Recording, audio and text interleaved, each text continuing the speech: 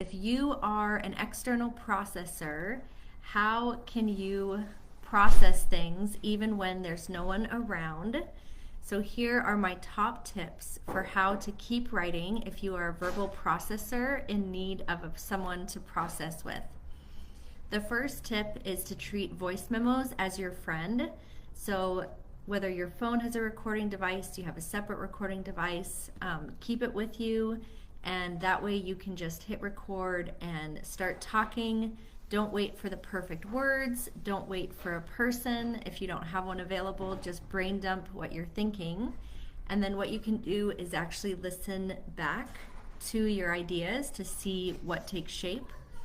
The second thing is to actually use a written document as a way to quote unquote verbally process. So simply write fast, free, don't think, don't edit. What works really well for me is actually setting a timer for 10 minutes and just brain dumping all the ideas. And as you're writing, even though you may not be saying it aloud, you can still kind of have that voice narrating in your head as you're working. The third tip is probably my most favorite, and that is to actually use AI, and specifically ChatGPT. You can actually hit the little microphone in ChatGPT and just verbally brain dump your ideas, your thoughts.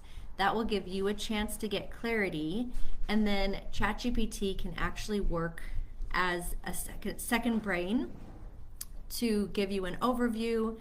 You can tell AI before you upload your brain dump, hey, I just want to verbally process this with you. I'm going to verbally process, and then I need you to ask me one question at a time to help me fine-tune my thoughts. And whether you're brain dumping on a specific project or just in general, I've found that ChatGPT is a great way to get that immediate feedback and maybe even help you see themes or content opportunities that you may not have seen. And then the fourth tip here is to actually schedule talking time. And that could be while you're going on a walk. That could be you talking to yourself in front of the mirror. And again, no audience needed, just you and your thoughts in motion.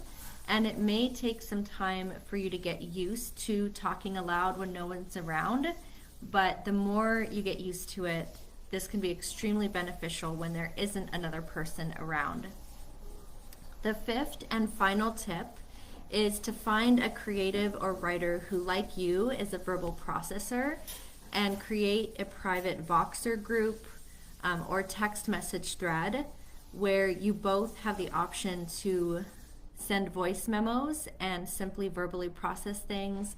And then depending on your verbal processing buddy and you can decide if you listen to them, if you give each other feedback, or if you are simply just creating a space for both of you to brain dump and share these memos, knowing that there's another person on the other side of it can be a great way to have accountability.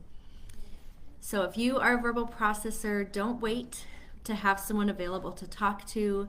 These are 5 tips for you to process on the go and feel empowered to get your ideas and thoughts out of your head, because so often as verbal processors, we get clarity in the talking, in the hashing it out.